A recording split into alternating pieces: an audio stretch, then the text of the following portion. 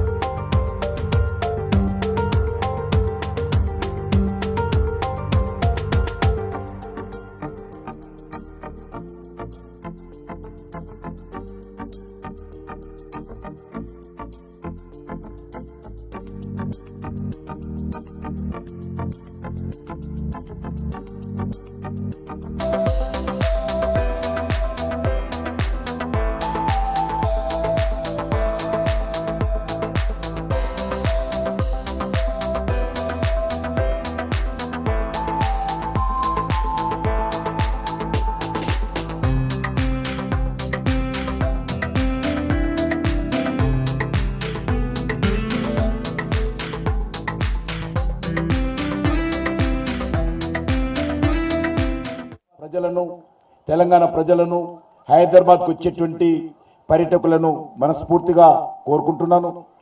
అది బేసిల్ అంటే broadcast engineering consultants India limited, ఇది గవర్నమెంట్ ఆఫ్ ఇండియా సంస్థ. వాళ్ళ నేతృత్వంలో మరి పర్యాటక శాఖ నిధులతో దీన్ని నిర్మించడం జరిగింది. తెలంగాణ నుంచి మొదలైనటువంటి కోహినూర్ కథ భిన్న సంస్కృతులు విభిన్న ఖండాలను దాటి ప్రయాణం చేసి ఈరోజు ఆ యొక్క